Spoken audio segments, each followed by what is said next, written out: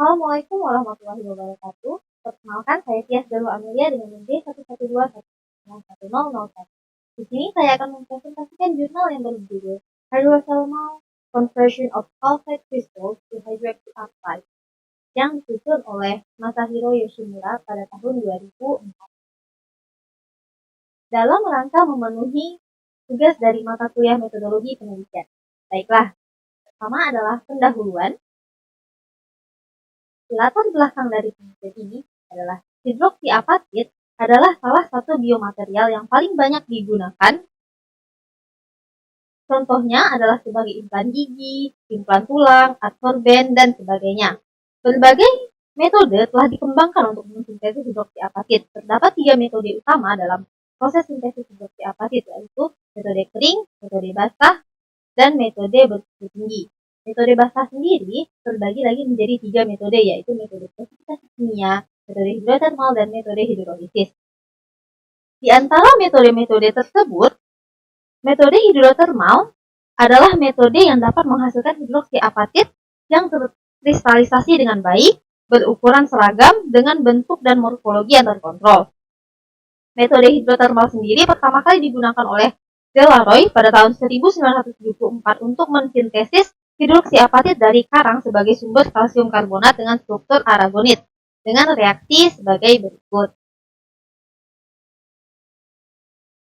Selanjutnya, tujuan utama dari penelitian ini adalah untuk mempelajari mekanisme konversi kalsium karbonat dalam bentuk kalsit dengan metode hidrotermal menjadi hidroksiapatit. Selanjutnya, untuk metodologi konversi kalsit menjadi hidroksiapatit dengan metode hidrotermal, yang pertama adalah alat dan bahan. Alat yang digunakan dalam penelitian ini adalah yang pertama batang pengaduk, botol teflon, gelas beker, gelas ukur, neraca analitik, oven, pipet tetes, pipet filler, pipet ukur, pH meter, reaktor hidrotermal, dan spatula. Kemudian bahan yang digunakan dalam penelitian ini adalah kalsium karbonat, asam fosfat, amonium 28%, dan aquades. Untuk metodologinya, pertama, sebanyak 0,2 gram serbuk kalsium karbonat dalam bentuk kalsit ditambahkan ke dalam larutan asam fosfat dengan variasi konsentrasi 10, 30, 45, 60, dan 300 milimolar. Tiap larutan diatur pH-nya menjadi 7 atau netral dengan meneteskan larutan amonium sebagai agen pengatur pH tetes demi tetes. Campuran larutan diaduk hingga homogen. Campuran larutan kemudian dimasukkan ke dalam botol teflon. Selanjutnya, botol teflon akan dikunci dengan kencang di dalam reaktor hidrotermal, di mana suhu akan divariasikan pada 80 derajat Celcius, 120 derajat Celcius, dan 180 derajat Celcius. Sedangkan waktunya akan divariasikan pada 6 jam dan 30 jam. Setelah proses hidrotermal dilakukan, maka hasil proses hidrotermal akan didinginkan pada suhu ruang. Hasil proses hidrotermal selanjutnya akan difiltrasi dan dicuci dengan aquarium. Hasil tersebut selanjutnya akan dikeringkan di dalam oven pada suhu 60 derajat Celcius selama 1 hari. Hasil dari sintesis tersebut kemudian akan dianalisis dengan XRD, FTIR, dan SEM.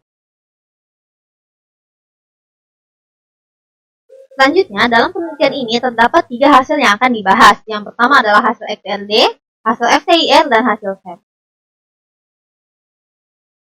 Untuk hasil XRD, yang pertama, pada XRD dari produk yang dihasilkan menunjukkan bahwa hidroksiapatit yang terkristal dengan baik dapat dihasilkan dari perlakuan hidrotermal pada larutan netral atau dengan pH 7 yang mengandung 50 milimolar kalsium karbonat dan 60 milimolar asam fosfat pada 120 derajat Celcius dan 180 derajat Celcius pada 6 jam.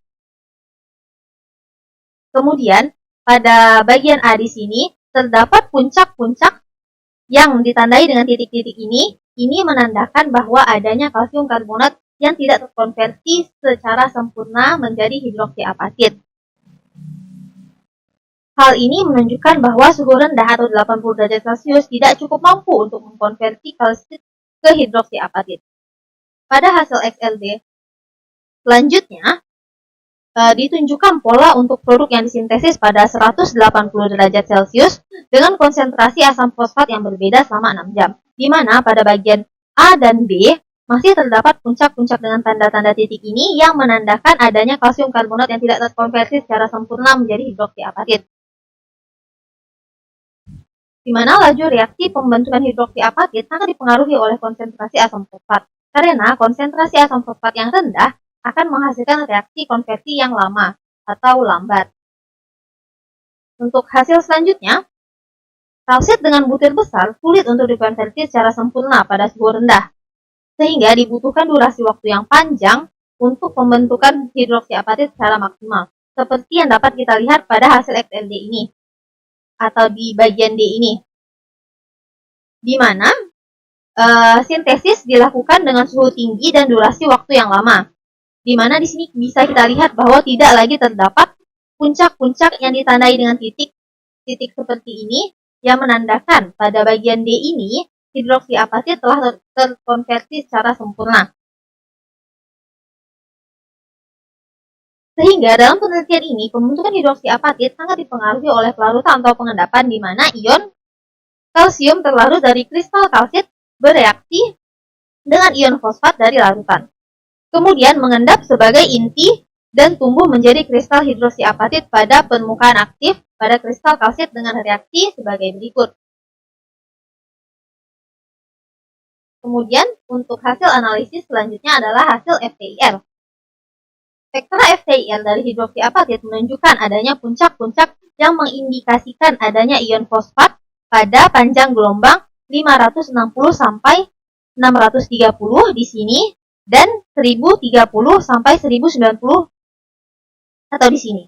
Kemudian adanya gugus hidroksida pada panjang gelombang 630 di sini dan 3570 atau di sini. Dan pada panjang gelombang 1010 sampai 1570 terdapat puncak yang mengindikasikan adanya gugus karbonat pada hidroksiapatit yang dihasilkan. Hal ini menunjukkan bahwa hidroksiapatit telah berhasil disintesis dengan menggunakan metode hidrotermal. Selanjutnya, hasil SEM, gambar A menunjukkan morfologi dari kalsium karbonat dalam bentuk kalsit. Gambar B menunjukkan hasil sintesis dengan konsentrasi asam fosfat 10 milimolar. Hidroksiapatit pada gambar B morfologinya sangat mirip dengan kalsit karena kalsit hanya terkonversi sebagian menjadi kristal-kristal hidroksiapatit yang kecil-kecil seperti ini. Kemudian pada gambar C adalah hidroksiapatit yang disintesis dengan konsentrasi asam fosfat sebesar 60 milimolar pada 180 derajat Celcius selama 6 jam. Gambar ini menunjukkan bahwa kalsit telah berhasil terkonversi menjadi hidroksiapatit secara sempurna. Kemudian gambar D ini adalah gambar C yang dilakukan perbesaran secara mikroskopis. Kemudian yang terakhir adalah kesimpulan. Dari penelitian ini dapat kesimpulan bahwa hidroksiapatit dapat disintesis dengan metode hidrotermal dalam larutan fosfat ini. Suhu, durasi proses hidrotermal dan konsentrasi dari fosfat sangat mempengaruhi proses konversi kalsit menjadi hidroksiapatit. Baiklah, sekian presentasi dari saya. Untuk lebih kurangnya mohon dimaafkan. Wassalamualaikum warahmatullahi wabarakatuh.